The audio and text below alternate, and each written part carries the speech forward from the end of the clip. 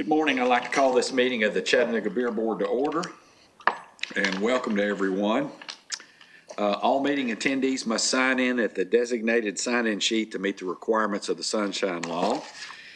Please, at this time, silence all of your electronic devices, either turn them off or mute them so we won't have any disruptions.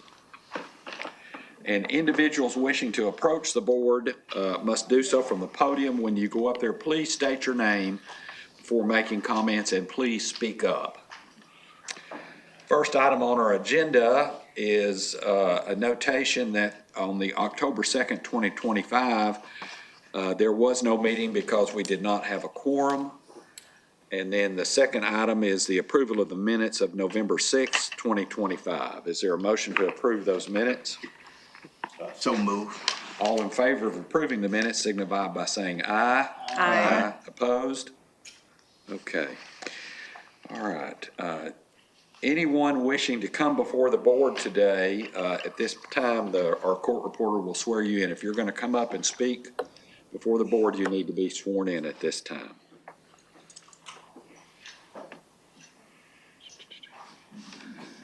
Anybody that's going to be speaking today at the podium needs to be sworn. Do each of you solemnly swear or affirm that the testimony you're giving today will be the truth, the whole truth, and nothing but the truth, so help you God? I do. Okay, very good. We have beer applications approved by the regulatory. We have none. Do we have any to add to that list at this time that have been approved since this was published? Yes, I believe so. The TE 106, the Smart Music Project, was actually approved, and the TE 108 was also approved as well. Okay. Okay, so then that takes us to Smart Music Project, Christ Kindermarkt, Robert Davis organizers. Anyone here for that group? That was approved. No. TE 107. E107 was not approved yet. Yeah.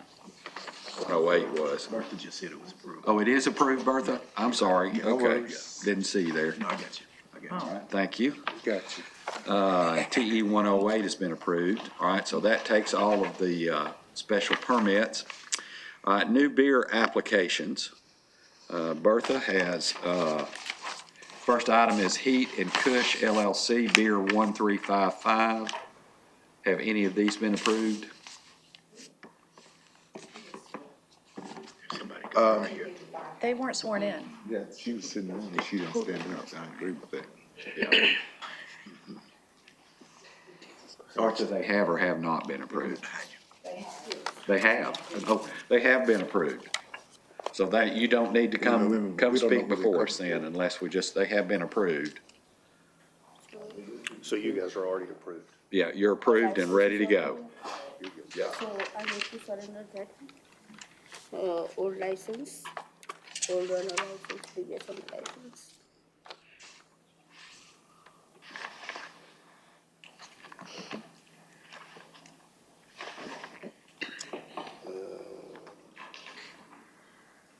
That's All the right, so- previous owner license. Are you saying this is an old license? Yeah.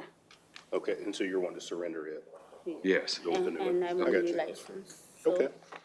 You send the copy in email? Yes, so it should come through the software system. You know, once it's approved, it'll send you guys an Yeah. email, and then you can print out the new form. So it's already approved, right? Yes, it is. Certainly is. Thank you. Very good. You're Thank welcome. you. Thank you guys for coming. Good luck. Okay. Hey, Sarge, I just want to be clear. That was Heat and Kush? Is that what that was? They didn't say anything, it's he. So they had a license? It's just new ownership? Is that what we're doing? Change in ownership. Is this the old Frank store? It used to be Frank's Grocery. I thought I'm sorry, somebody else you said came what? in here and Right. we approved somebody else. I was walking slow to go there. There was a whole nother entity just a couple months ago. And we sent Sarge and to go investigate it and to bring them forward because we had some issues with the license. Is that right? That's correct. Okay. Yeah, if it's the Franks, that's on Tunnel Boulevard. Is that what that is? The change of ownership. Yeah. Is me and Christie the only ones that remember that? Just as a point of note, that must have been before my time. That was. It was. That I don't know was. anything It about was. that. Yeah. You don't remember that? It was a younger gentleman that came in That is correct. They was signing, the uncle or somebody was Right. signing it over to him. That is correct. And he was gonna still be a part, but then it was just an exchange. The younger guy was coming forward. And it looks like he's sold the business. Speak on it. I just, all right, Yep. so move. Well, Thank you, Christie. I thought I was going kinda. that's regulatory still anyway, so hey. Martha, I'll let you read the next one, please, ma'am. Number 2. Number 2 is J, the Hot Ma, doing business as map code number 876. Tushar B. Chaudhary and Manali Chaudhary are making an application to engage in the sale of carryout beer at 200 Browns Ferry Road. The two have not had a beer permit in the past. The pending application reflects a change of ownership. The business was formerly Mapco Express Inc., doing business as Mapco Express number 3685, owned by Marvin Kelly Kiwalt. The location is owned by Major Management, and it's held up by zoning. It's approved. I actually just approved it.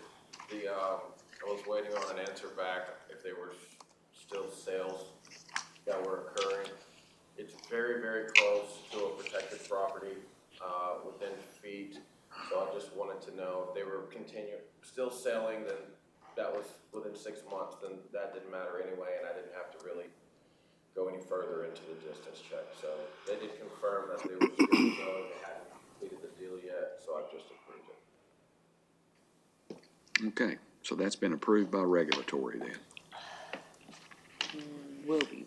That was approved by zoning. Oh, zoning, excuse me, I'm sorry. It was approved by regulatory, well, it looks like it's been approved by Let's regulatory. go. Yeah. I just approved it. All right, very good. Okay. All right, Bertha, number 3. Number 3 is Summit Art Inc., doing business as Barlery. Curtis Anderson is making an application to engage in the sale of consumer beer at 516 East Main Street. Mr. Anderson has not had a beer permit in the past. The pending application reflects a change of ownership. The business was formerly Square Pax Entertainment, doing business as Pax Brew Room, operated by John Bondalillo. The location is owned by Puffy Monkey LLC and is zoned UCX. All right, is this one been approved by regulatory? I don't think it has. I don't know. No, this one looks like it's been held up by legal. I haven't approved it, because I think there's an issue with, I have a question about the fire inspection. Okay, Part of it failed and it noted that it would be re-inspected, and I don't know if that's occurred yet. are there any representatives here for that business? Yes, sir. Okay, are you, Yeah, step up to the sworn in, podium, please, and state your name. Swearing them in, Laura. Need to be sworn in also. Yep. Raise your right hand, please, sir. You solemnly swear or affirm the testimony you're about to give is the truth, the whole truth, and nothing but the truth. Yes, I do. And what is your name? Curtis, Kurtis, Anderson, S-O-N. Curtis, have you had the re-inspection yet? Yes. From fire department? Correct, I have. So that was a supplementary attachment to the application. When did you attach it to the application? Maybe a week and a half, two weeks ago at this point. I can double check it and make sure it's up there. Yeah, I looked at it yesterday and I didn't see it, but I'm double checking to make sure. Let us check it here real quick. Sure. You have the document that they gave you? Just digitally on my computer or something. I can open that up if you like. That might be helpful. Beer 1375. Yeah, I don't see it on here. So the issue, just for point of information, was, there was like a door in the back that, needed a lock replaced so that you could open it from the inside. So I did do that and sent the picture to the fire marshal, and then he followed back up with, a second inspection report. That was all green. Okay. Hold on 1 second.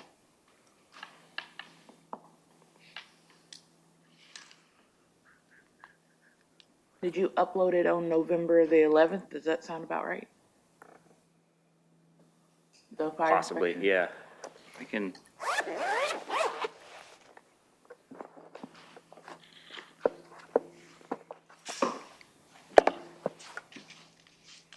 You're saying it was the inadequate exterior access? sounds about right, yeah.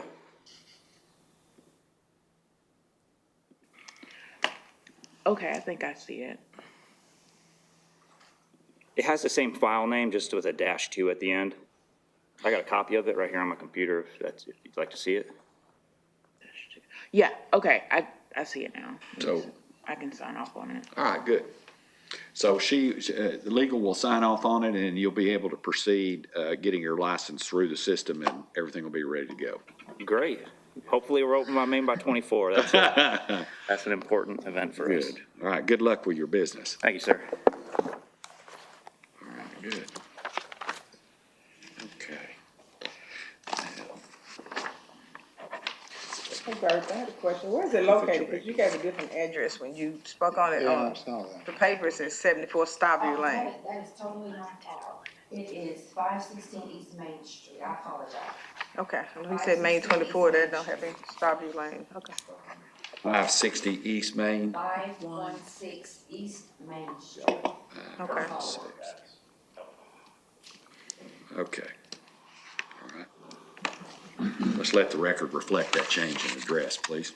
Thank you, Ms. Clemens. Okay.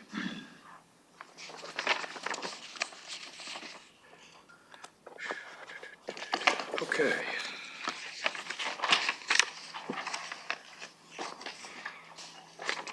All right, now we're going to our discussion section of the meeting, beer violations from October 16th meeting.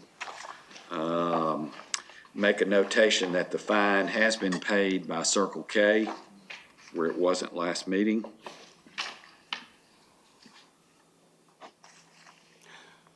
As a side note on that one, I think, Mr. Cole, you had requested some clarification on the deadlines. And on the form that Ms. McDonald sends out, it clearly states on there that it's within 7 days of the violation. So I think that, Oh, that's good. then that should be the form that they're actually getting when they're violated. So That's in the they should know that they should have to pay within 7 days. Okay, thank you, Sarge. But they're paid, that's the main thing. Yes, sir. Right, all right, got it. Okay, very good. Okay, discussion from November 2nd meeting. Zach had Ashley had made a motion to have the regulatory unit visit Cabana, Shady Corner, and Let's Paint and report back.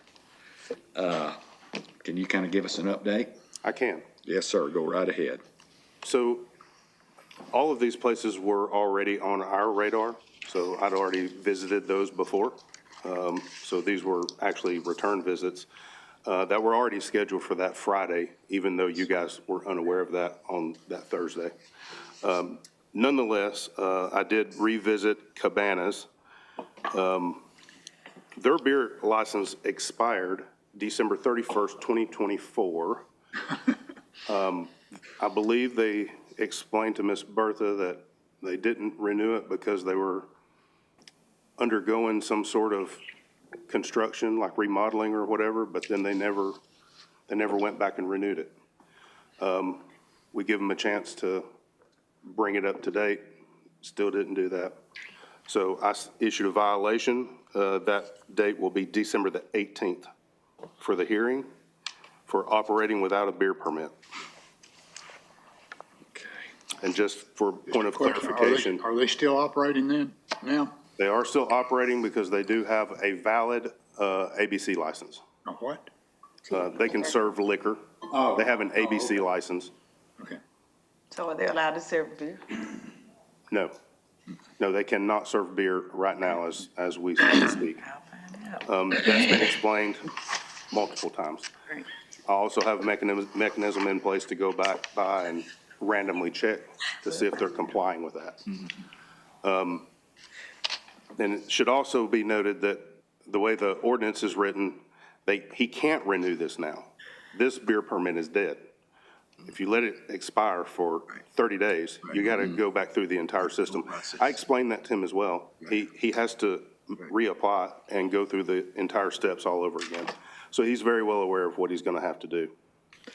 And I will also like to say that he came by our office and I spoke with him as well and informed him of the same things. Okay. So, Before you move forward, Sarge, can I ask a question? And you cited him for December 18th, operating without a beer license. Did you see them serving beer at that time, or just because they were open, you cited them because of the license? No, I went in to do a compliance check and they were absolutely serving beer and people were partaking in front of me, which I have the body cam evidence to prove. Gotcha. Thank you, sir. Also have multiple other visits prior to that showing that they're still serving beer, prior to doing the citation. Right. Okay. So this right here would be the first citation for that. There's been nothing subsequent after that. So as far as I know right now, he's not selling beer. If I find another violation, I will absolutely cite for that and bring that before you guys. Did you notice when the liquor license expire? January the 26th of 26. Right. Okay. And my understanding, they're still on your random checklist. Yeah. Absolutely. Okay. Absolutely. More Yep. than random. Okay, yeah. Shady corner. Was that brought before the board once about them, being able to purchase beer if they're not? How does that work? If they are in violations, does the distributing company not be able to sell them beer? I know you probably can't answer that or whatever, but I'm just curious how that works. I think that was brought up before by him, and he said that they don't. I believe Mr. Davis could probably answer that better than I could, but I believe you're exactly correct. You know, if their permit's expired, I'm not They can't 100% Right. that they can sell to them, but I would let him speak to that. Costco or Sam's. Right. Say. Good I morning. need to swear him in, Catherine. I didn't get sworn in. yeah, just so. Can you solemnly swear or affirm the testimony you're about to give will be the truth, the whole truth, and nothing but the truth, so help you God? Yes. Okay. State your name, please. Eddie Davis with TriStar Beverage. And to answer the question, if they do not have an active beer permit, not saying it's suspended, it is totally, I'll get less for better words. They don't have a beer permit. We cannot sell to them. We cannot sell alcohol to them if they don't have a legal beer permit. Now, if it was suspended, we'll still be able to, but as long as it has been revoked or they do not have one, we cannot sell beer to them legally. Eddie, is that a determination that the route person makes when he goes in and looks, or is this something that you Correct. can do on the back What I will end? be doing is documenting this situation on a form and sending it all to the area managers, which Okay. they will pass that down to the actual salesman. Okay, And then that'll just be that. okay. Yep. So, Mr. Eddie, what I'm hearing you say is the delivery driver now, during their delivery, will be checking? Is that what I'm hearing you say? Because I'm just trying to see in the midst of their deliveries. Yeah. How do you know if they're expired, suspended, or not? Well, the salesman will go in first and of course make the order, then the delivery's delivered the next day. The salesman's 24 hours before delivery. Now, and I'm not saying that they can't drive to Georgia Right. Right, and buy this, right, but we will not be selling to them. Right. Anytime you go into a convenience store or something, you see in Tennessee and see a 30-pack or anything like that, they went to Georgia and bought that. And then sometimes it's just a phone call. Salesmen do not come. It's a phone call, say, hey, man, I need Yep. 12 cases. That's correct. And our So- system will block that. Okay, okay, Once I report it in, I mean, of course, if they order today, right. and Totally understand. we have to go in there and physically, look through the orders and make sure that they're not receiving one. but y'all are trying to do your due diligence to make sure they're authorized to buy beer. Yes. Ms.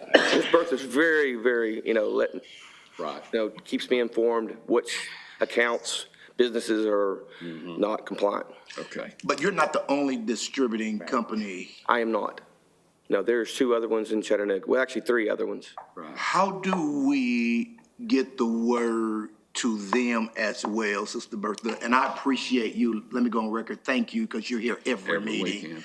How do we get the other reps here so they can be aware of what's going on and what's not going on? I don't know if that's a requirement. If that's not, I appreciate your due diligence. Yeah, it's just that our company wants to be a good steward of our business. Right. I mean, sometimes it's not a good, sometimes bad things happen. Yep. Okay. And I'll bring that up in our discussion, if you, right. Okay. Well, there's not a catch in the system, like, this has been expired for over a year. There's nothing in like a general system that says, How do we let it go on hey, that long? Yeah. we applied for a catering license and I was denied all service that whole week and had to prove, no, I didn't change ownership, no, I didn't get a new license, I'm getting an additional license. And it was like that, instantly. So I feel like there should be something. I mean, with me, I'm a small business, they check every year, they're like, hey, you got a couple more weeks to get that license renewed or you're not gonna get any more alcohol. Your distributors. My distributors do, my salespeople, which, I mean, I've had them forever, but they know that because they're looking in their system. But the beer distributors don't do that. It's alcohol. My beer people do. So I don't know if that's maybe something the companies will do. They all expire at different months, I guess, but maybe once a month. Well, pretty take sure the they gotta licenses. receive a letter from the city or somebody I saying that they do. get It seems like the distributor should as well. Oh, okay. Is what I'm getting at. Like, I know when my license is gonna expire, but I've got one business to worry about, not thousands. And I don't think our beer code directly addresses this distributor checking issue, does it? No, it's just, the notices go to the permittees To the permittees? that, hey, your beer license is going to expire, and it all expires on December 31st of every year. It doesn't matter if you just get it in December, it expires in a month and you have to renew. Okay. So that's how those permits are Okay. issued. And that's via the portal though, correct? Is that just that's the only way it's coming, it's via the portal, sending an email, is that what it is? No, treasurer's office. Or how do the supplier get it? The notice? They don't, that's the point. Know in your head. The They got it. permittee gets it. Well, that's what I was Not the talking when it said distributor. supplier. right there on the wall in front Can the distributor look it up though to make sure that all of their accounts are up to date in January? I don't know the answer to that Right. question. Now, that's good. Well, it kind of falls back, I get what she's saying, it falls back on if I'm selling you beer, that person that's supposed to be, I guess, would be Mr. Davis in their company, they need to look and make sure that all of their vendors are up to date on their end. It's true, but we are the ones, the license holder is the one that swears, I'm gonna follow all the rules, so it does fall on them. And I guess for the majority, people are doing what they're supposed to do. You're gonna run into situations where something falls in the cracks, and then we find out about it and fix it. 2 years I later. guess. Otherwise, it's putting a lot of a burden on them. That is true. I mean, usually first of the year, it'll show up on their iPads when they go into the account, license has expired. And they usually communicate with the owner, supposed to. I'm saying this is Right. policy for our company. They take they have to post the beer license in the premises somewhere, and they're supposed to take a picture of this license and resubmit that to our accounting firm. And then after so long, I'm not saying it doesn't fall through the cracks. Right. I mean, I'm sure it can. Yeah. Is there somewhere in .gov that we can look and verify if someone does have a legal beer permit? That would be a great tool. I don't know the I mean- answer to that I question. don't know the answer to that question either. So this would be the million-dollar question, right? Because we're dealing with OpenGov. Yeah. And, you know, to this exact conversation, this is how a business would slip through the cracks. Because the truth of the matters is, you guys already nailed it. Cabanas has been expired since December 31st of 2024. But none of us knew anything about that until it was brought to my attention. And the minute that it was brought to my attention, I went in and looked and found that it was expired and then took action. But it takes somebody bringing it to your attention because even the OpenGov system doesn't even alert us that something has expired. Oh, Eddie? You also stated they might not be buying it from y'all. They could be going somewhere else and. That's correct. I know you can't speak for the other distributors, of course, but would you say that your system of sales and then ordering is a standard practice in the industry? Yes, I would say that. You know, that there's that two-step process. You have to, the salesperson either phones them or calls them, and then puts the order in, and then delivery makes the order. Well, in the last 2 years, we have come on to an online profile where the salesman don't have to make that physical call. They can actually place their order online. Right. And then you don't have to have a salesman go by there and there's just. Right, but the salesman is Yes. his account. It's correct. Okay. So He's account for quality control, anything that's, possibly out of date, he needs to swap that out. You know, Okay. there's. All right, very good. And we're only speaking of those who are going through the distributing company. That's Because correct. there are some that just go to the convenience store. That is very And I true. don't know, that's where it comes back to Sarge. How do we catch those who are under the radar? Right. I mean, it's gonna take someone to bring it to our attention, and then I'm gonna have to figure out how to prove it. Right. That's gonna be the uphill battle, is proving where someone actually received it from. It's easy for Mr. Davis to tell me, hey, we didn't sell that. Yeah, I mean, But that's one of how many people that sell beer. Or how many selling beer without a beer license as well? So, it's just gonna take somebody having knowledge and then being willing to pass that along to one of us, and then us having the ability to investigate, just to take it to the side. I mean, the one account that I can particularly pick out is not in the city, it's in East Ridge. Years past, they've ordered X amount of cases. This year, since January, they've ordered 0. And I know they're still selling beer there. So where are they getting it at? Yeah. It's cheaper It's a somewhere tax else. thing there, I'm telling you, that's what that is. Yeah. It's Absolutely. It's in East Ridge, you Consumer don't know about wholesale. East Ridge, but I'm just saying. It's the consumer I warehouse understand. business. I understand. Yeah. I'm not gonna say names, but it's the consumer warehouse business. Right. Okay. Thank you. All right. Can I ask a clarifying question? Yes. Do the distributors, do they have to be issued a permit through us to distribute beer? They don't. So I don't even know if we'd have an enforcement mechanism regardless against the distributor. We have a distributor point through Hamilton County because our Right. actual physical address is in Sunny Daisy, Tennessee. Yeah. We get it through the county. And we do have a retail license through the county. Yeah. I don't know that would be as much of an enforcement part as it would be collaborating with Right. these guys, because they actually assist us in doing our job. Yeah. Thank you. All right. Very good. All right. Thank you, sir. And Interesting. let's see here. All right, so That was on compellers. Shady's Corner. Yes, sir. I did visit Shady's Corner.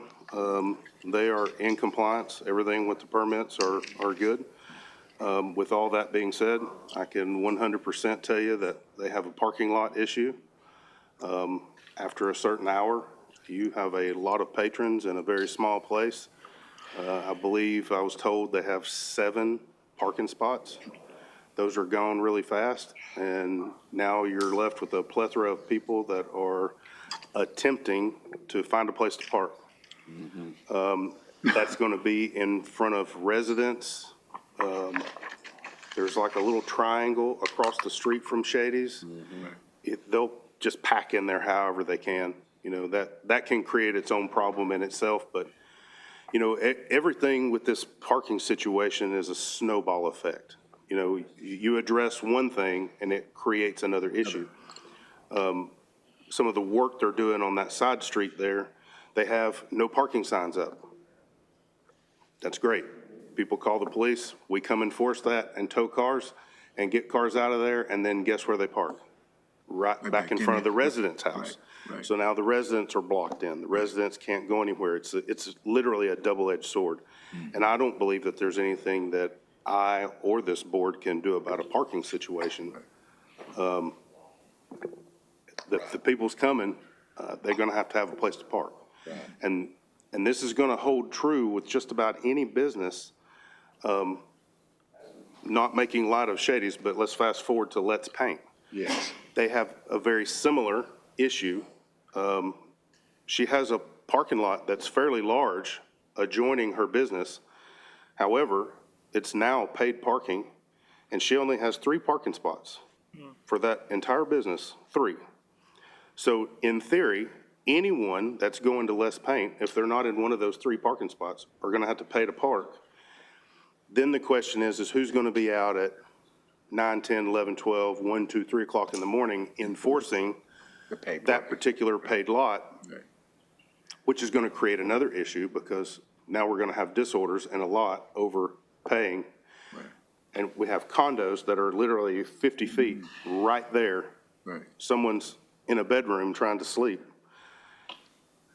I'm not 100% how we fix that. It's a legal business. It appears that she's in compliance with everything according to the code. But the parking lot is 100% going to be a situation there that's going to have to be dealt with one way or the other. And that will push the people parking into the more into the residential areas. 100%. So if you put somebody, in theory, you put somebody out there to enforce this lot, and you're going to pay to park here, then it's going to push them out to the neighborhoods, the adjoining neighborhoods. Right. Main Street, whatever. Well, we could deal with Main Street. That would actually be pretty easy, but that's probably not going to be where they're going to go off the beaten path to somebody's house. They're going to be parked in front of their yard, blocking their driveway. This is where your property crimes are going to start occurring, the disorderly conduct, noise, everything we're trying to avoid. So the parking lot's a problem, but I'm not 100% that enforcement is going to fix the problem. I believe that's most likely going to make it worse. So the night that I visited them, they were actually closed, which was a Friday night. I thought that was odd, but nonetheless, that gave me some time to do a lot more research on the permit. I did happen to notice on the permit that I don't know if this was a change in business model from the time that she applied to now, but a lot of the problems that we're talking about with that particular business is happening in the early morning hours, 1, 2, 3 o'clock in the morning. But on her permit, she has her business hours listed as 10 a.m. to 10 p.m. So that would be a question for this board in terms of enforcement and the permit itself.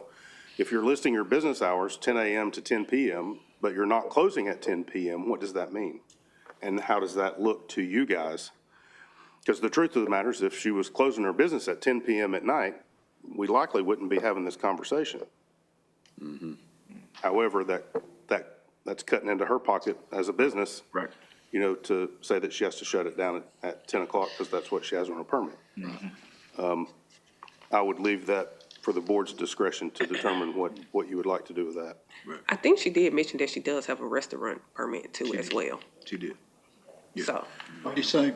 she has a restaurant, permit as well. Right. Yeah. So that might be how she's allowed to get around the time frame. Or If you just- have a beer permit, can you change your hours? Do you have to uphold the hours you put on the application? Or you just have to follow the rules to be done by, 2 o'clock? 3? Right.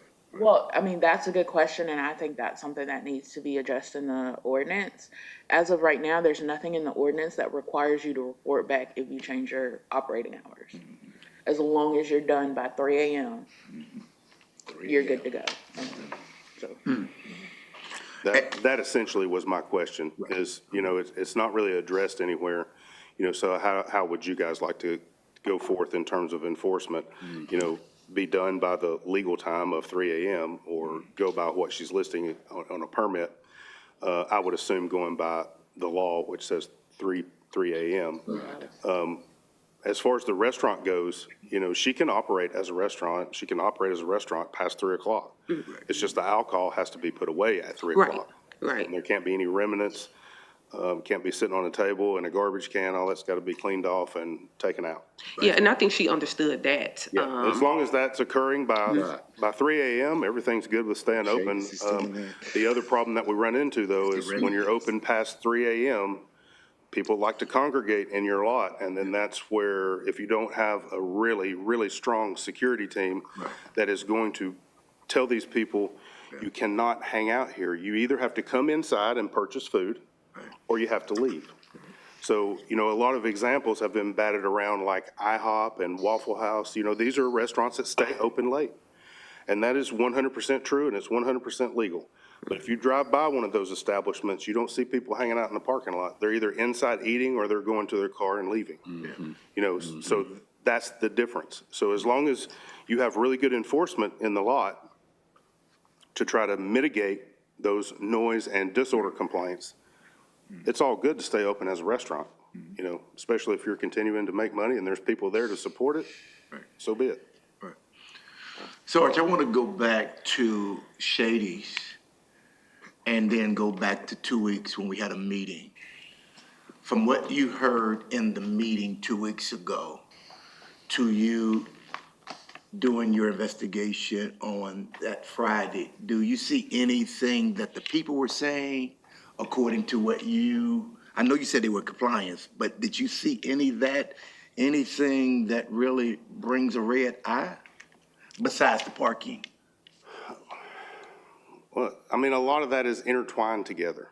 When people are having to walk because of parking issues, they're going to talk loud. So did I hear noise issues? Sure. Did I hear disorders? No. I actually stayed out there for about 2 hours of going in and then just hanging out in the neighborhood, observing. I didn't make my presence known. I wanted to see it for what it was. Right. Without thinking that there's oversight watching them. Mostly it was young adults being young adults. They're just talking, they're laughing, they've been drinking, they're having a good time. They're being loud without the thought process that there are residents right here. You're parked right in front of somebody's house that's trying to sleep. They're not out partying, having a good time like you are. They're trying to live life in their house at 2 o'clock in the morning. It's problematic. Did I see it? Absolutely. Is there something that I can do about it legally? I'm not 100% on that. I would have to defer to this board and most likely a city council to try to determine what the right answer is for this particular bar. I heard this from someone else. I'm not going to take the credit for it, but are you a neighborhood bar or are you a bar in a neighborhood? And that makes excellent sense to me. Because if you're a bar in a neighborhood, Yeah. You don't care. you're just there making money. Right. Yeah, we don't care. But if you're a neighborhood bar, You compliance. you're a good neighbor. Yeah. And the residents around you are happy that you're there. You see the difference in those two things. So I've reached out to Shady's a couple of times with no luck of getting in touch with them. It appears that the owners live out of town. So I'll continue that venture to try to make contact and just try to see what their vision is. I did a personal invite to this board so the new owner could explain to you guys exactly what his vision is. Yes, sir. New owner. The new owner. The Is new there owner. a new owner? Yes, sir. And his name is attached Dwayne. to all records here? Yeah, It is? yeah. Yes. He applied for a permit a couple weeks ago, So- or a month ago, I think. So that would be another point to make, just to make sure everybody's clear and everybody's on the same page. Shady's is under new ownership. That is something that just recently changed in the past few weeks to a month, if I'm not mistaken. I realized that a couple weeks ago at the beer board meeting that there was a plethora of calls, violations, and disorders that sound alarming that was brought before this board. 100%, they all are. I'm not discounting or mitigating any one of those. But we do have a new owner. this is why I wanted to talk to him. This is why I wanted him to come before this board and explain a new vision. You know, acknowledge that there's been issues in the past, acknowledge that you've inherited a problem, and then say what you plan to do about it. That's still what I would like to see happen, to bring him before this board and be able to explain that. I think that's the only way we're going to get a clear understanding of what his intentions are. Yes, ma'am. I know we got a new owner last couple of months, I guess, and I know you've been in your position not long, so a lot of this happened prior to that. But it's still disturbing that they've been open 2 years. 2 years and 500, over 500 police calls and not one citation to the beer board. So when those people came 2 weeks ago, they was asking us to shut them down, but we don't have the authority to do that. Correct. If nobody from the police department ever cites them, all the violations that they've had, and they haven't gotten, I can't understand why they haven't received one citation.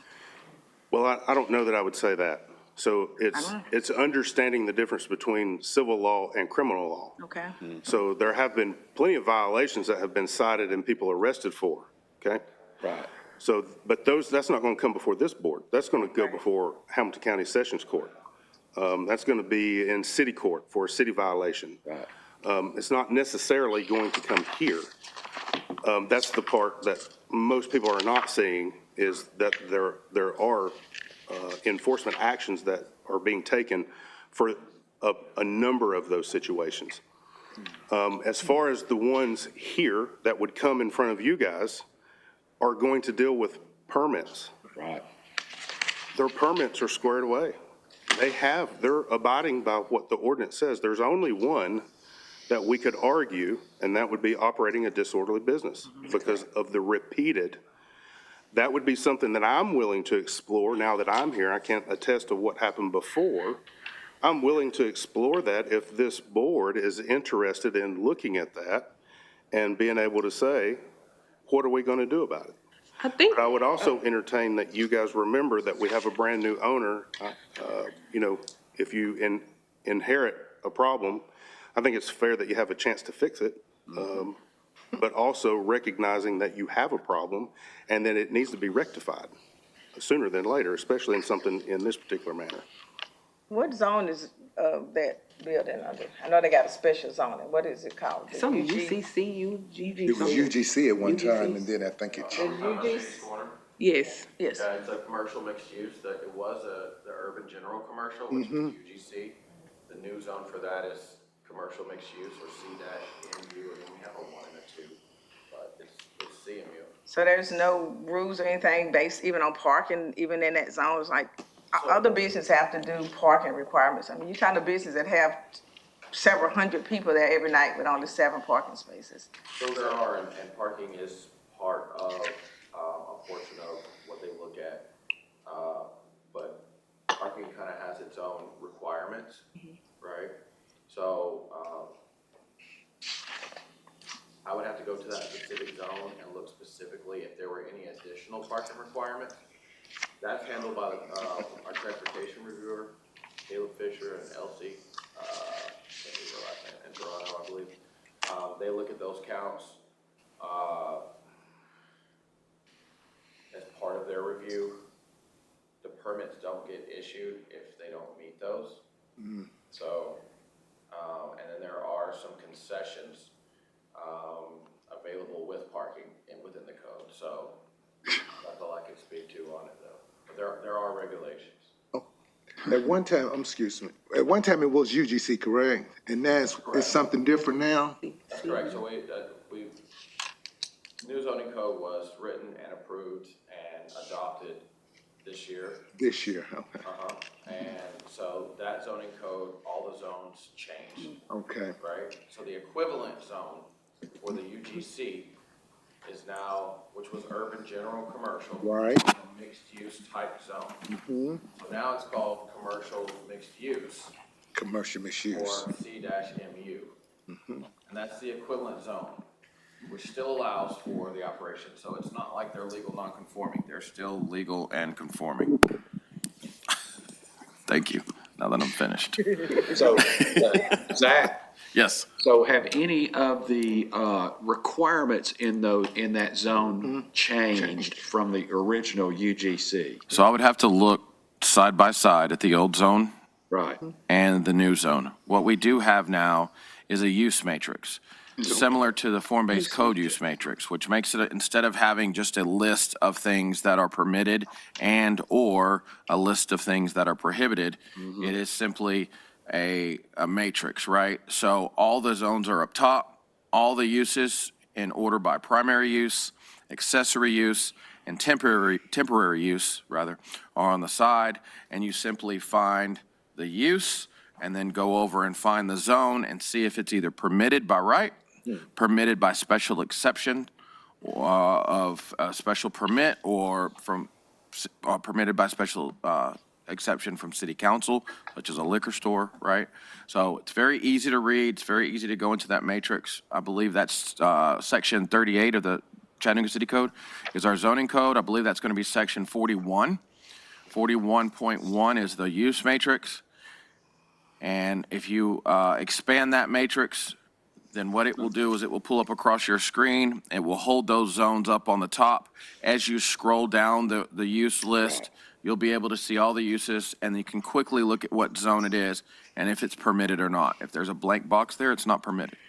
So that's the best way I could answer your question. Hopefully, I answered your question. Part of the issue that I see with this is as our city becomes more dense with population, and that's the goal, as you see, I'll use the south side as an example. Things are being built up, not out. You go in the suburbs, things are still being built out. And then that's more people, more vehicles, but the streets are only so big. So we've got kind of a conflict of where the rule of density equals, especially in Shady's Corner, for example, where there's 6 or 7 parking spaces. Well, if it was a neighborhood bar, well, we know Chattanooga is still a mobile city. People drive, people will go that live in East Brainerd would want to go, I want to go to Shady's Corner. Well, they're going to drive down there, and where do they park? And this is not just for Shady's Corners. There's lots of, especially South Side establishments, that there's what I would consider woeful parking. You know, you look at the suburban areas, the requirements for these places and bars and stuff, they've got parking. They've got a lot of parking that comes with it. So it's a conflict that I think eventually this city needs to address in a more specific way, if they can, and it'll involve the city council and the mayor's office. And that's part of it is where do we reach that point where this, you know, you've got to take into consideration the people who live there, because it's their neighborhood. And I like, you know, the idea of a neighborhood bar is great, but if it's a popular place, it's going to attract people from all over. And that's a testament to the person that's running that business. If they're running an establishment that people like to go to, it's tough. It's tough. It's not an easy question to answer or solve right now. Not an easy question, but as a business owner, you should take the responsibility of your business. Absolutely. And Shady's Corner has been a problem. I agree. It has been a problem. I agree. That's one of those people who came in here and spoke. I believe that's one of those people that came in here and spoke. Oh, I do too. And to see them in so much distress, and especially the people that are sickly, that stand up 2, 3, 4, 5 o'clock in the morning while we're asleep, something needs to be done. I agree. I'm looking at the 500 calls that were received. I don't see how they have not received a operating a disorderly business citation. They have. In 2023, they did get one, and it was based off noise. But it was not sustained. Because I think most of the complaints were made by one person, if I'm remembering correctly. Yes. So I just wanted to kind of correct that they have been cited before. It just hasn't been sustained. They were cited before, and they also filed an appeal, and I think we kind of went back and forth until we finally whatever was decided, we finally just let it go and it's not sustained. But that older gentleman, Mr. Rudolph, came in here, and also Mr. and forgive me if I pronounce his name wrong, he also came in here from the mosque as well. But now we have the people from more attendees from the mosque. We also have other people in the community that are complaining. This is a problem. That place is a problem, and somebody need to do something about it. I don't know if it's fitting, but we can put it up for discussion. And I want to, City Attorney, move to make a motion that Sergeant Cowan did ask if we deem to have him look forward into disorderly. I think that should be part of the motion. But also the second part of the motion would be if we can have zoning, just bring back some clarity regarding this new C-MU in specific to Shady's Corner. So those should be two different motions. Okay. Because they address two different different things. Got you. So let's go with the first one first. Okay. I'd like to make a motion that this board would allow Sergeant Cowan to look further into disorderly conduct regarding Shady's Corner. All right, there is a motion. Is there a second? Second? Discussion to the motion. Well, he just said that he was there last week and it was loud, but he didn't see anything disorderly and he was there for 2 hours. He just did that. But 500 phone calls? Yeah. That's a problem. And he said, That is a problem and he went and investigated. It didn't, So as a point of clarification, I would just like to say that if we're talking about citing for operating a disorderly business, that's going to be based on historical data. So what you guys are talking about would be me going and citing them for the repeated past history events. Keeping in mind that we have a new owner. Right. And should you guys look to press forward on that, I'm good with that as long as you have all the right information of what that looks like. Let me, hang on, I'm gonna recognize everybody one at a Okay. time. Zach? A couple things. One is they can be violated for overcapacity, which it sounded to me like they have an unbelievable amount of people inside. They do, but every bar check I've ever conducted there, they've never even been close to capacity, and their security is on spot. They are there with counters, counting people in and counting people out. Permit-wise, Shady's is a model. What about serving intoxicated individuals? I can't speak to that. Well, I know that happens. One That's could just like argue the that normal being- industry standard in bars is serving intoxicated people. But these people are coming out and urinating on the mosque, being Right. super loud, noise violations. And if we have an avenue to enforce that part of the ordinance, then I think it needs to be explored, 100%. which would require another investigation for us. Veronica? Do you It have, was mainly a comment. I keep hearing him say, we got a new owner. We got a new owner that don't even live in the city. And he's Don't- not that's even answering there. his They phone don't see calls. this. When those people spoke 2 weeks ago, not only was they crying, I was crying. Some tears actually came out my eyes and some was on the inside for how they have to live and deal with that. Just in 2025, they've already had 269 calls. Let that happen to any, I ain't gonna use the word, any other club, any other black club, they're gonna be shut down. Shady's had 269 calls in 2025. We ain't even through with the year. Only thing they haven't had is a murder, and they still don't have a citation from the Chattanooga Police Department. We can't cite them. Christie, did you have any No. comment? Okay. She said, Very when good. it came to being a new owner, he's not even answering your phone calls. He So don't know that what city tells me he that lives. he's He not don't even see what's interested. going He's on. just there to make money. yeah. Let's go on record. When Sergeant Woods was here, he went back in the archives of, I don't know if it's the Dream or one of those nightclubs, and he cited them on past violations to bring them forth. I understand and respectfully as a new owner, but we got an issue. And again, 511 calls. There's got to be something done. Right. And so I want to still move forward in saying if we need to go back, we got to investigate, let's investigate. Brooke? I have two things. One, so because there's a new owner there is a new beer permit. Yes. So we're going to cite them and violate them on a beer permit that doesn't exist anymore. Because they have a new one. Is it, and then my second part is, can we as a board send them a letter, personally invite them, listing some of the issues? I mean, I would assume that they know what's going on, but do they know that 40 people came in here last time and cried for 2 hours? Brooke, Has that, Sergeant Calvin just said that he notified this owner personally And to he even come in invited here, them. and he hasn't responded to him. I understand, I heard him, So just as a point of order, but that didn't work. well, what she's saying is exactly what I'm meaning. That's what you think. You don't have to convince me that somebody needs a citation. I'm not arguing that point in the least. I just want to make sure that you guys have all the facts that will be brought before you when you're making that decision. And this is indeed one of them. You would be punishing someone for a beer permit that don't exist anymore. And that's all perfectly fine as long as you guys are aware of all the information. Zach? And Earlier that the new beer permit was issued, a few months ago? How long ago?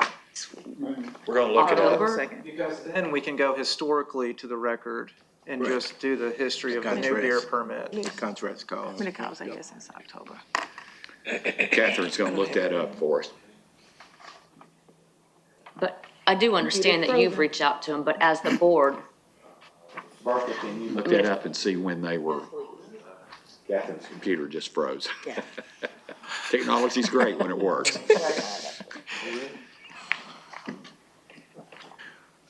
And Brooke, Sergeant Cowan, while they're looking at it, I really respectfully understand. I totally understand as a business owner, I really understand. But I think us being appointed to this board by community, by the mayor's office, we owe some just to the people that was here a couple weeks ago. I understand new ownership, but I'm like, we've been called and appointed to serve. It's not our fault that ownership has changed, but we have to hold some people accountable and even letting him know this is what you inherit, bro. agreed, but you do have to operate within the confines of the law. We're not talking about morally, obviously, all of us are very upset by this. I couldn't imagine a single person in the community that wouldn't be bothered by what happened here last week. Right. But we can't just go and do whatever we want. We have to follow the rules. And the rule is, I mean, yes, if this new owner is cited for something, then we're talking about a whole different situation, but you can't go punish somebody for something somebody else did. And that's why Sergeant Cowan is going to do a deep dive into Shady's. I mean, it wasn't until they did a deep dive until they really found out that they were selling cocaine in the kitchen. Which should be a violation of the beer code, correct? Because you were talking about civil versus criminal. But I But think. is it, can you commit, actually, I think that's still an ongoing investigation. Yeah, that's, so- that It is. is, but if something is time. convicted, then the beer board can do something. But you can't just go do stuff because you want to. You got to follow the rules. Well, as an owner, as a business owner, you should do your due diligence by doing the history on the. Agreed. On what you're buying. But you don't have to. So let me get back That's to why he's having this problem. Yeah. So let me get back to the question. Bertha, do you know when the new license took effect? yes, took effect. They made application on 8/26 of this year. Dwayne Franks and Robin Finley. What date was that? 8/26. Let me ask this question. I don't know, Sarge, if you have your computer or if you have access to the portal. Can you look and see, was there any calls made to the center anytime from August to now? When did we approve the Well, it would be license? the approval. That'll be September.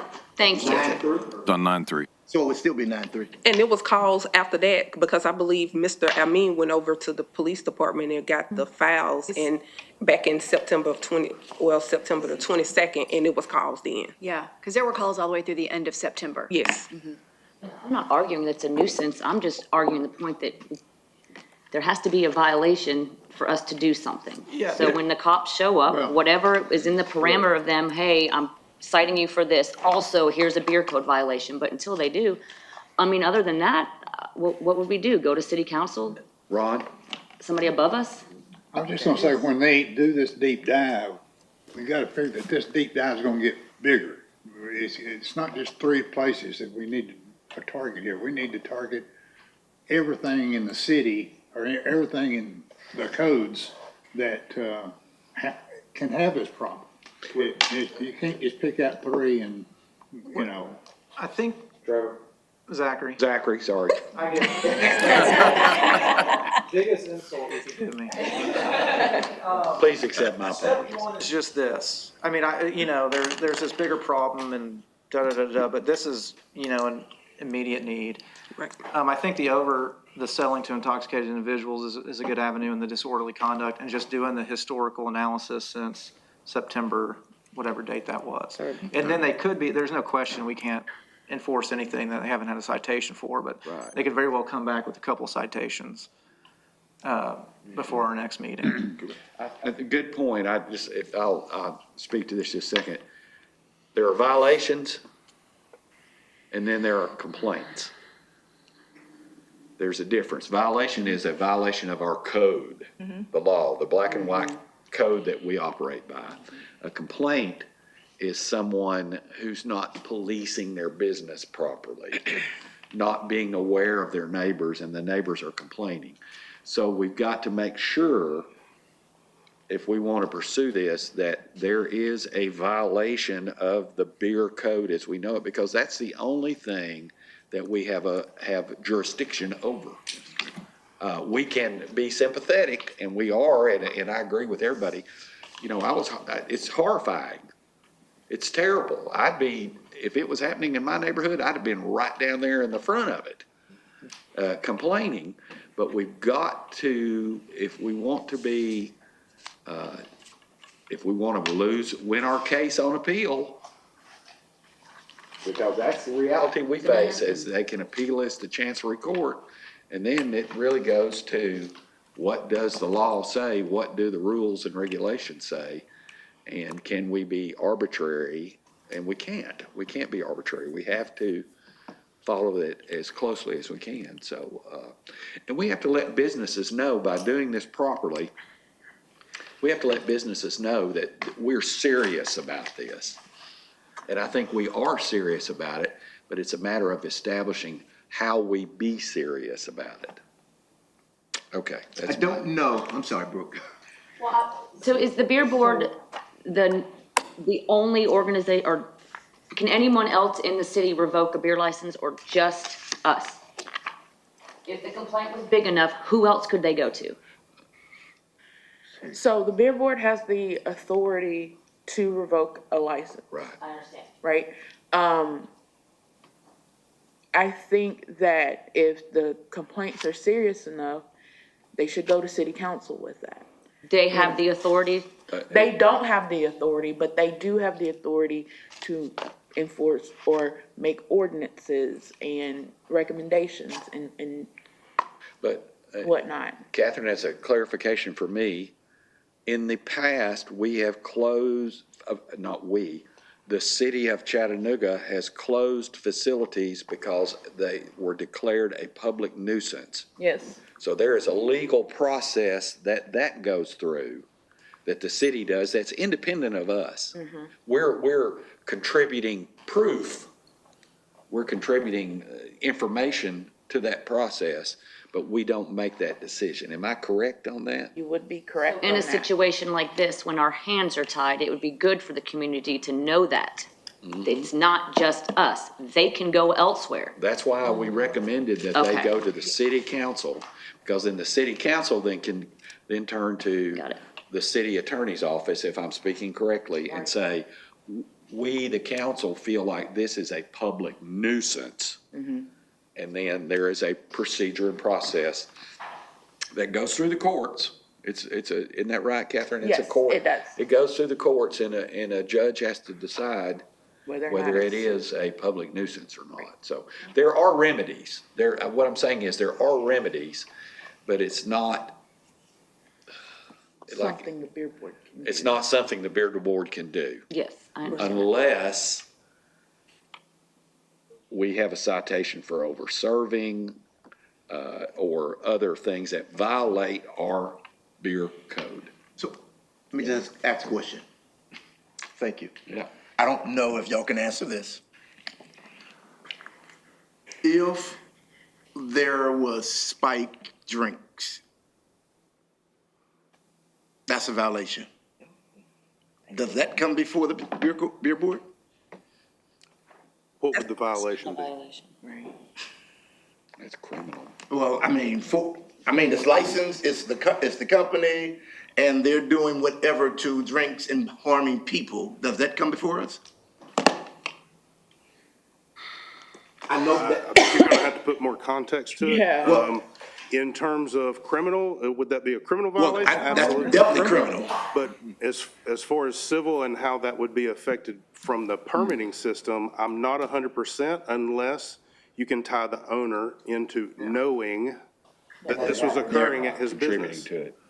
Okay, and I'm just asking because, How would we know that the owner was aware that something was afoot in his business? okay, and I'm asking, and I'm gonna be so transparent, because if there was an accident that took place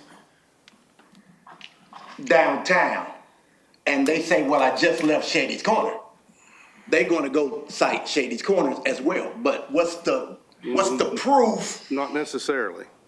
That might be an assumption. Well, It's part of the investigation, and if you can prove that someone was overserved through tabs and video documentation, some other type of Which we've done in evidence, the past. there would be a criminal charge of that, yes.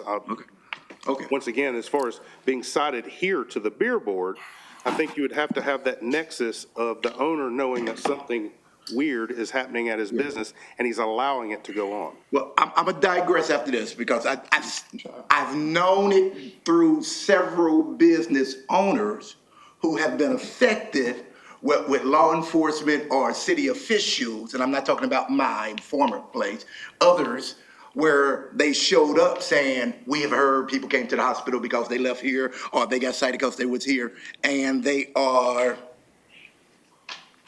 facing consequences or whatever the case may be in that whole behind the scene. And it's all off of. I certainly can't attest to those situations. I can just tell you with my experience and my knowledge, right here today, I don't see that nexus there. Okay. Is it cause for an investigation to look further into it? 100%, absolutely. Okay. And then the result of that investigation would dictate what my happens? next option would be for me personally as an officer. Okay, I digress. Zach, Zach, if I you, would just like to draw you guys' attention. It seems like the climate of the questions are kind of more questions towards a criminal. So to what Sarge was saying, Section 550, grounds for revocation or suspension of permit. Subsection B, subsection 15, it speaks to kind of the questions you guys were asking. So I would just draw your guys' attention to where it says allow their establishment to be operated in a disorderly manner. And then it lists a TCA of some disorderly conduct things. But again, it goes to the knowledge of the licensee or the permit holder, knowing that they're doing that and then permitting such conduct. So it may be that legal needs to look at that, and you guys need to maybe would want to look at that section as far as the other activities that are happening at the business and how that may be. That's all I wanted to say. And then going back to the question regarding the parking section, Article 12 of the zoning code, Chapter 38, talks about off-street parking and loading and the general requirements for parking. Section 3852, Ms. Dunson, is the section that has the parking requirements for the off-street parking. Okay. 3852. Correct, Article 12 of Chapter 38, Thank you. to be clear. Okay, Zach? Questions on that. Those laws about off-street parking, that goes to the responsibility of the permit holder or not? So these are just requirements for development, right? So they're not imposed per se upon existing development unless there is specific language in there that allows for that. Another Does that point. answer your question? Yes, sir. Okay. Another point in regarding to the section he was just reading about disorderly conduct, disorderly manner, is, or if there is evidence that any violation of law has occurred on the premises. Evidence, I don't think that means necessarily a criminal conviction. I see what you're It's saying. just if there's evidence and testimony by community members, and if there's been reports, if there's evidence that is in the record, even with the police department, that cocaine's being sold on the premises, that's evidence that it's disorderly manner. Correct. I really don't, I mean, my sensibility on this is to bring the hammer down as soon as possible. Yeah. And not give the business owner any further notice from the board. He's been sufficiently notified. It's on YouTube. You can watch the whole meeting from last time. He's had access to it. It's public record. He spoke to the news. He made a comment statement to the news. So why is he not responding to Sergeant Cowan? Right. Yeah, let me see that. So can you go back? Because that investigation is still under investigation, but that has happened since September 3rd. Can you go back and issue a citation for violating the beer code based on that? I can. And that would bring I them to can the go back board? and issue one for operating a disorderly business. And in all reality, Here we go. reference this entire pamphlet right here. I can have our CIAU pull all of the active calls from September the 3rd when they took over. And then I would have an active, I looked here through my way, but it's not showing me Right. the true historical data. So I would have to pull that through the official means. But as far as the citation goes, I can do that based on what the community has presented. This is their work. This is the evidence that they revealed. I can bring up what we have since September the 3rd, and then issue the operating a disorderly business, and then you guys would hear it. And then if there's been a charge brought against individuals that were selling cocaine in the establishment, that on y'all's end is probable cause to bring such charges. To me, as evidence that criminal activity is happening on the premises. Right. And that's public record. My concern, I feel like Sergeant Cowan has bent over backwards trying to contact this man. And he has not even did the due diligence of even trying to respond to him. Obviously, he knows stuff is going on there because of the statement that was made to the news. So I just feel like it's a money grab. He doesn't care. Money. All right. Go ahead. Sorry. Just say one thing before we go off the subject. I'm not disagreeing with what you're saying about the recent criminal activity. However, it should just be noted that I cannot speak to that. Yes. That's an ongoing investigation that I cannot or will not speak to. And can you speak to whether charges have been? Charges were brought, yes. Charges were brought. Okay. All right. So we have a motion before the board. If we need to. What's the motion? Restate the motion. Y'all don't move me out.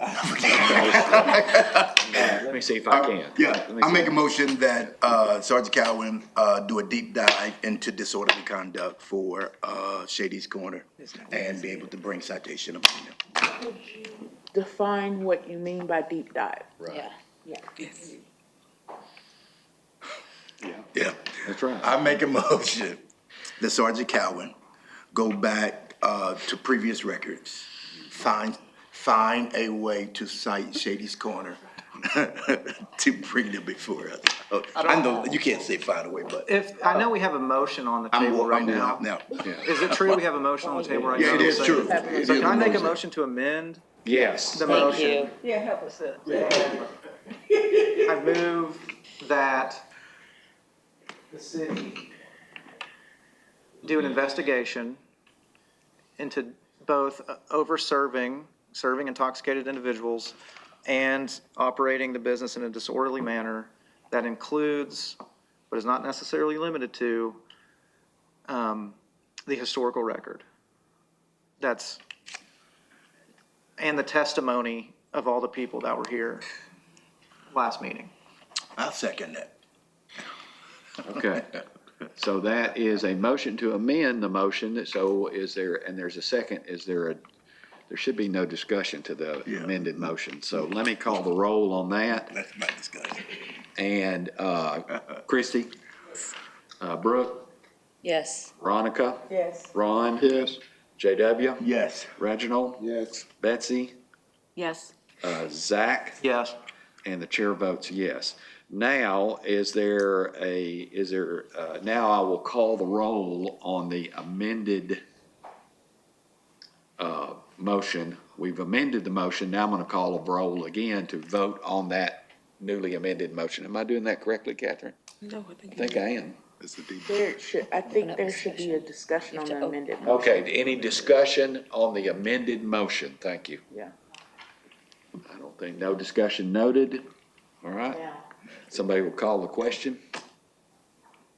Say, call the question. Call the question. All right, good. All right, I'll call the roll. Christie?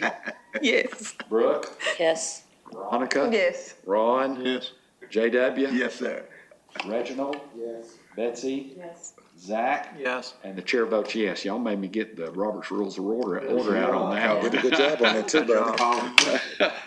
Okay, so that, we do have one beer violation, but we've been asked to pass that to the next meeting because our hearing officer is not going to be available for the meeting today. So that's really a point of information. Do we need to vote on that? No, because that's a hearing officer thing, and Right. it would be passed to December 18th, not the next meeting. Not the next meeting, to December 18th. Thank you. I have a point of information about that. In a question. Is there another public hearing officer that can hear that? We are working on that right now. Okay, that's all I need to ask then. We skipped one thing on the discussion, it says further discussion where, JW asked to send the city council about the ordinance. Oh, I'm sorry. Excuse me. Thank But you, ma'am. I think we probably just need to void that because Yeah. they said it was clear on the papers that it's Yeah, on. Sergeant Give them said 7 days. Right. Okay. Okay. All right, thank you. Thank you very much. Sorry about that. See, number 4 on the agenda, the rescheduling of the meeting. January First. On Thursday. Right.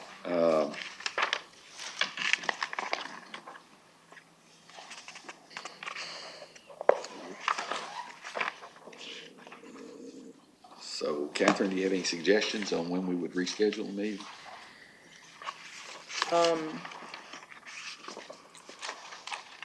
Do it that Friday if the room is available, if everyone else is available. I know it's right after the new year. Yep. I will be out of town. I am not available. Okay.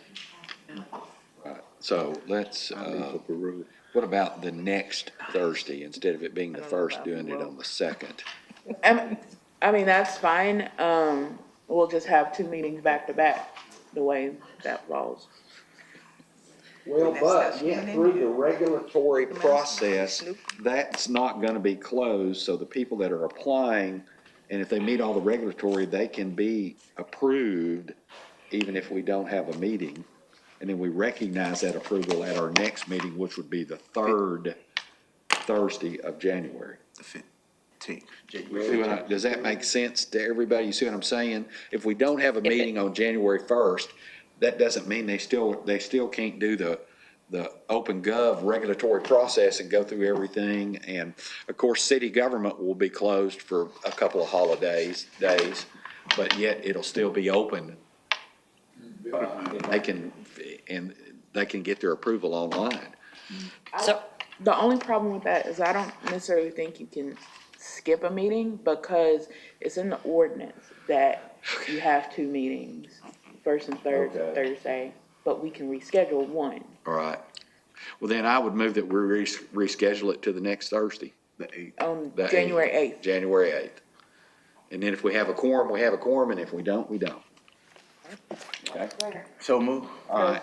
So, we don't need to vote on that, do we? Yeah, we do. Okay, we do. Yeah, we All right, there's a motion to move is there a motion to move the January 1st, 2026 meeting to January the 8th, 2026?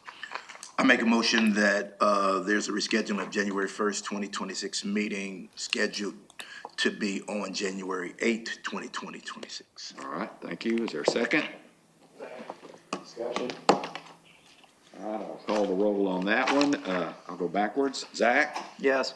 Betsy? Yes. Reginald? Yes, we won't be in attendance. JW? Yes. Ron? Veronica? Yes. Brooke? Yes. Christie? Yes. And the chair votes yes. All right, very good. And now, come to the public comment. Is there anyone from the public that wishes to comment? Bertha has some. The board. Bertha? We need to make sure this room is available. Okay. All right, well, subject to the room being available, and if not, then we'll have to punt and start over again. Right. I think we do have time to revisit it before Yes, the Or first we we meeting. do. use a smaller room. Let me check. Yeah. We're gonna look. Anybody from the public that wishes to address the board? Not, thank you. It's been a very good discussion this morning. And I want to thank all the board members for the discussion that we've had today. It's very thoughtful, and thank you, Officer, and thank you, Zach. Can I just want to thank Sergeant Coward again. I know we have harsh conversations, or we're pushing, and I know your job is to protect and serve and do your due diligence. So thank you for what all you do. I just think, again, as I said earlier, without going outside the lines, we as a board owe the people as well. It's a balance between what you do and what we do, and we're not against each other, but we're for each other, but trying to stay within the lines. So I know sometimes it get harsh, or it may not come out the same way, but again, we have had sidebar conversations and our run-ins, but I'm so grateful and thankful for what you do. Thank you very much. I couldn't agree more. I want to say that. Well, I'm excited to have a representative of the police department that is up with the issues of the day. And I think that's important because we are the public forum for this. We are the public forum, and it's very reassuring to me that the hard work, the feet on the ground work is being done by a very competent officer, and we appreciate that very much. Really do. It's available, Bertha? Good. Thank you. Thank you very much. All right, any further discussion then, or is there a motion to adjourn? Adjourn. All right, all in favor of adjourning signify by saying aye. Aye. Opposed? Thanks again very much. Thank you for using your pen.